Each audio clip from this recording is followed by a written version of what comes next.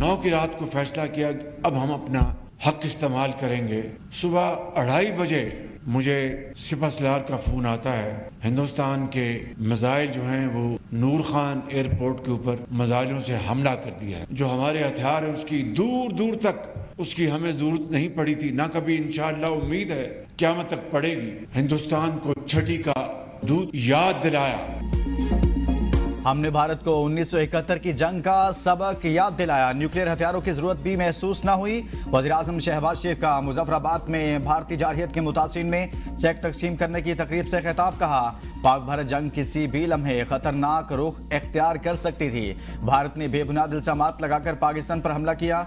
नूर Khan airbase पर BrahMos missile दागे, हमारा पानी बंद कर दिया। पाकिस्तान ने जुर्रत से भारतीय साजिश को नाकाम बनाया। पहलगाम वाक़या अफसोसनाक था। भारत ने बिला सबूत पाकिस्तान पर इल्जामात की बौछार कर दी। पाकिस्तान की शफाफ तहकीकात की पेशकश को मुस्तरद कर दिया। भारतीय हमले के जवाब पाकिस्तानी अल-फतह मिसाइल ने भारत को छठी का दूध याद दिला दिया। पाकिस्तान ने भारत के घुमंड को खाक में मिला दिया। दुश्मन के मुंह पर एक ऐसा जोरदार थप्पड़ लगा जो वो सदियों याद रखेगा। सिपह सलार ने हमले के बाद बताया कि भारत सीज फायर के लिए तैयार है। वज़ीर आज़म ने ऐलान किया कि शुहदा के वर्सा को 1 करोड़ से 1 करोड़ 80 लाख रुपए, जख्मियों को 20 से 50 लाख रुपए दिए जाएंगे। शुहदा को वर्सा को रिटायरमेंट की मुद्दत तक तनख्वाहें और अलाउंसेस भी जारी रहेंगे। ये इमदादी पैकेज हुकूमत की तरफ से। हमारे साथ नहीं बैठेंगे तो IMF की मजीद शराइत पूरी नहीं करेंगे। वज़ीर आला खैबर पख्तूनख्वा अली गंडापुर कहते हैं, खैबर पख्तूनख्वा में हमने IMF के तकाजे पूरे किए। रियासत ने हमारे खिलाफ ताकत का इस्तेमाल किया। मुल्क में हकीकी जमहूरियत की जरूरत है। डंडे के जोर पर पाकिस्तान को नहीं चलाया जा सकता। मुल्क में आइन की बालादस्ती होनी चाहिए। चाहते हैं आइन और कानून के तकाजों को पूरा किया जाए।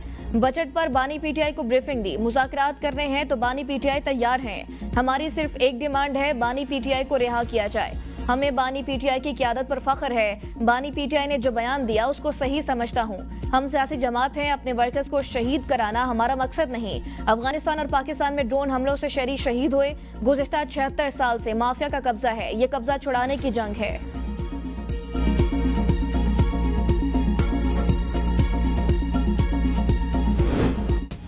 जिन वर्दियों को डंडे पर टांगा गया, आज उन्हीं वर्दी वालों ने मुल्क की हिफाजत की। हमने राफेल तैयारे अपने JF-17 थंडर से गिराए।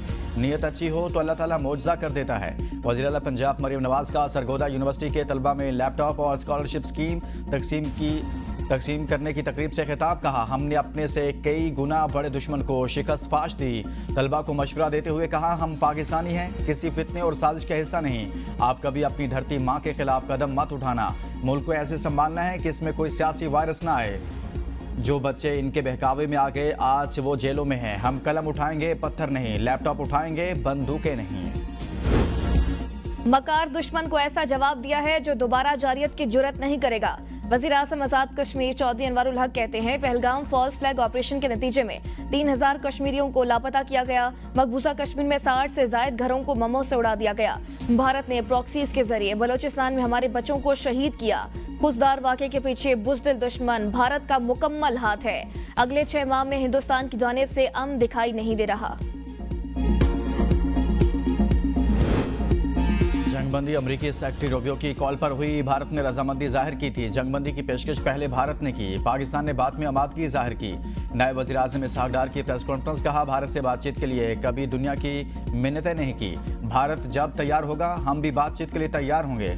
मुज़ाकरात के मुकाम का फैसला जब भी हो पाकिस्तान बातचीत से इनकार नहीं करेगा। हमने जो कुछ किया सिर्फ अपने दिफा में किया। दोनों राउंड्स में पाकिस्तान ने सिर्फ रद्द अमल दिया, पहल भारत ने की। पाकिस्तान, चीन और अफगानिस्तान का मुश्तरका फैसला है कि खित्ते से दहशतगर्दी को खत्म करना है। हमने अफ्रीकी इजलास में इतफाक किया कि अपनी सरजमीन को दहशतगर्दी के लिए इस्तेमाल नहीं होने देंगे। हमारे अंदरूनी मामलात की वजह से दहशतगर्दी वापस आ गई। हमारी अहम शख्सियत काबुल चाय पीने गई थी। चीन CPEC 2 शुरू करने के लिए तैयार हैं। वन बेल्ट रोड मंसूबे को भी अफगानिस्तान तक ले जाने की बात हो गई।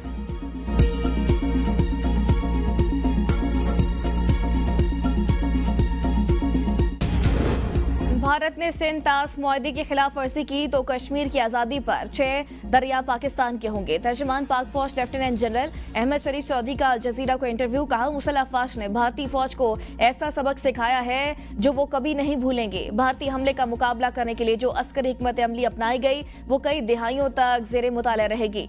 भारत ने जौहरी ताबकारी समेत झूठे इल्जामात लगाए, वो सब झूठ था। कोई मोतबर और संजीदा इदारा भारतीय दावों को संजीदगी से नहीं लेता। पाकिस्तान की फौज का हौसला और भारत पर हासिल बरतरी ने अवाम के दिलों में फौज की मोहब्बत को बढ़ा दिया। अब फौज इज्जत और फख्र की अलामत बन चुकी। फौजदार हमले में जख्मी 8वीं जमात के तालिबा सहर सलीम दम तोड़ के शहीद तालिबात की तादाद 4 हो गई। शहीद 2 बहन भाई आहों और सिस्कियों में उकाड़ा में सुपुर्द खाक। वर्षा का पाक फौज के लिए अपने तन मन धन सब कुर्बान करने का आज़म। बस धमाके का मुकदमा पुलिस की मुद्दत में थाना CTD में दर्ज। मुकदमे में कत्ल, इक़दाम कत्ल और इंसदारी दहशतगर्दी एक्ट की संगीन दफात शामिल हैं। फौजदार का वाकया नाकाबिले बर्दाश्त है। अपने बच्चों के कातिलों का हर सूरत हिसाब लेंगे। नायब वज़ीर-ए-आज़म इस्हाक़ डार की भारत को अपनी प्रॉक्सी से बाज आने की वार्निंग। सेनेट इजलास से एतराफ़ किया कि नेशनल एक्शन प्लान के कुछ हिस्सों पर अमल दरामद नहीं हुआ, जिसका नुकसान आज पूरी कौम उठा रही है। हमने बॉर्डर्स खोलकर 35 से 40 हज़ार अफराद को मुल्क में दाखिल होने दिया।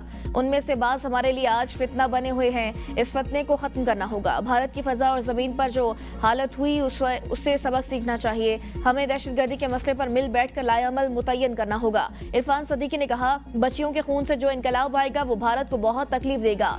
कोई इतना संगदिल कैसे हो सकता है? ये कौन से हकूक मांगने जा रहे हैं? दहशतगर्दी के पीछे भारत का हाथ है, जो न सिर्फ इन गिरोहों को फंडिंग दे रहा है बल्कि असलहा और तरबियत भी फराहम करता है।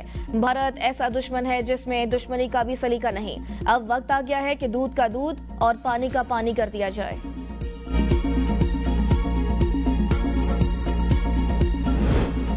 अरकान सेनेट भारतीय प्रॉक्सीज के जरिए दहशतगर्दी के खिलाफ हम आवाज।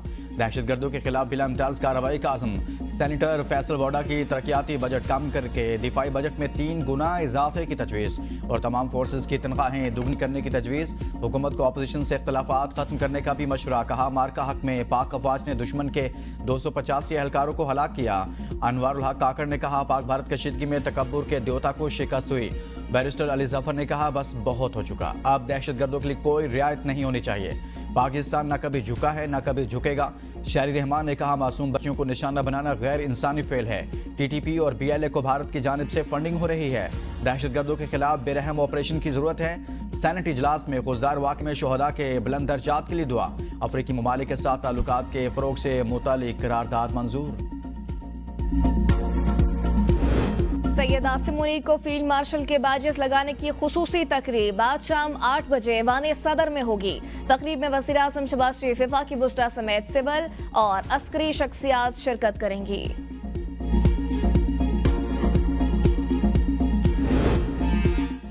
मखसूस नशिस्तों के केस में सुन्नी इत्तेहाद कौंसिल का बेंच पर एतराज़ मुस्तरद। कार्रवाई सुप्रीम कोर्ट का मौजूदा बेंच ही जारी रखेगा। जस्टिस अमीरुद्दीन की सरबराही में 11 रुकनी आईनी बेंच ने मुतफरिक दरखास्तों पर फैसला सुना दिया।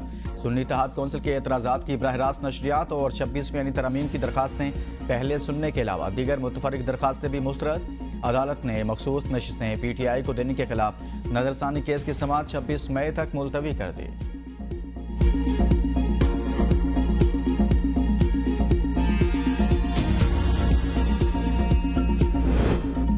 भारत की जानिब से सिंध तास मुआहदे को मुअत्तल करने के खिलाफ कौमी असम्बली में करारदाद मंजूर। करारदाद वफाकी वज़ीर आबी वसाइल मोइन वटू ने पेश की। एजाज जाकरानी ने कहा, अजीम जंगों में भी पानी को नहीं रोका गया। पाकिस्तान ने पहले भी भारत को जवाब दिया, अब भी जवाब देने का हक रखता है। अगर भारत ने हमारा पानी रोका तो चीन भारत का पानी रोक देगा। सिंध तास मुआहदा हमारी लाइफलाइन है। भारत अपने फैसले से बाज आ जाए।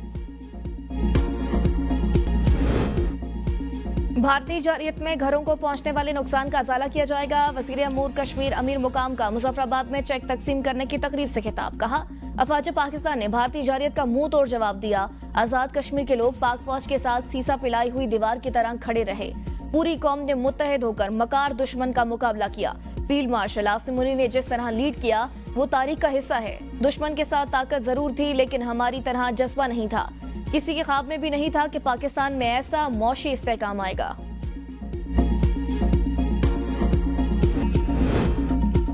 बानी पीटीआई का तीसरी मर्तबा पॉलीग्राफ टेस्ट कराने से इनकार। लाहौर पुलिस की तफ्तीशी टीम अडयाला जेल से वापस। इससे कबल लाहौर पुलिस 2 बार बानी पीटीआई पॉलीग्राफिक टेस्ट के लिए गई थी। बानी ने बुखला के बगैर टेस्ट कराने से इनकार कर दिया था। वज़ीर आला केपी अलीमन गंडापुर भी मुलाकात के लिए पहुंच गए। मुलाकात में अहम सियासी और मुल्की सूरत हाल पर बातचीत। बानी पीटीआई के पॉलीग्राफिक टेस्ट से इनकार की वजह झूठ बेनकाब होने का खौफ है। सूबाई वज़ीर इत्तलात पंजाब अस्मा बुखारी कहती हैं बानी पीटीआई 3 दिन से पॉलीग्राफिक टेस्ट करने वाली टीम से छुप रहे हैं। कभी बादशाह सलामत सोकर नहीं उठते, कभी खाना खा रहे हैं और कभी उनके वकला नहीं आते। बानी पीटीआई को आज भी यकीन नहीं हो रहा वो सजा याफ्ता मुजरिम हैं। वो जान लें ये बनी गाला नहीं अडयाला है। बानी की बहनें और उनकी पार्टी क़यादत रोज़ाना हमें अदालती अहकामात की दलीलें देते हैं, जबकि बानी पीटीआई खुद अदालती अहकामात को मानने को तैयार नहीं। 9 मई का मास्टरमाइंड अपना झूठ बेनकाब होने के खौफ से राह फरार इख्तियार कर रहा है। 9 मई एक बगावत थी, रियासत के खिलाफ साजिश थी। 9 मई के किरदारों और सहूलतकारों को इसके नतायज भुगतना पड़ेंगे।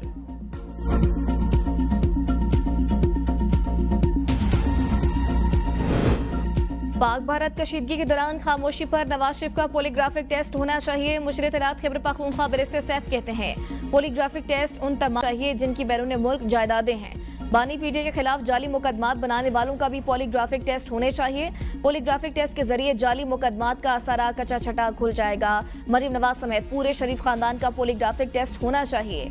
सुप्रीम कोर्ट ने बानी पीटीआई को पहले ही सादिक और अमीन करार दिया है। अवाम ने बानी पीटीआई और शरीफ खानदान का पॉलीग्राफिक टेस्ट 8 फरवरी 2024 को किया था। जाली हुकूमत बानी पीटीआई का पॉलीग्राफिक टेस्ट कैसे कर सकती है? जाली हुकूमत तो पॉलीग्राफिक टेस्ट के नताइज भी जाली बना सकती है।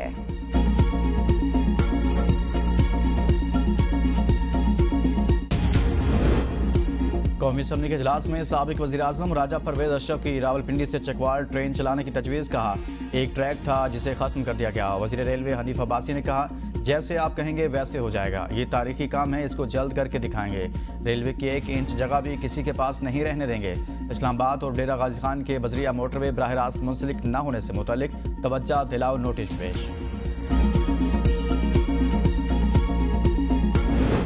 वज़ीर-ए-आज़म शहबाज शरीफ से IMF वफ़द की मुलाकात। पाकिस्तान में जारी IMF प्रोग्राम पर तफसीली गुफ्तगू। मुआशी इस्लाहात पर इत्मीनान का इज़हार। वज़ीर-ए-आज़म ने कहा अल्लाह के फजल से पाकिस्तान मुआशी इस्तेहकाम के बाद तरक्की की राह पर गामजन है। मैक्रो इकनॉमिक के साथ इदारा जाती इस्लाहात अव्वलीन तरजीह है। इस्लाहात के मुस्बत नताइज सामने आ रहे हैं। मैशत में बेहतरी आ रही है। IMF का पाकिस्तान के इस्लाहाती कोशिशों पर एतमाद ताउन जारी रखने का ऐलान।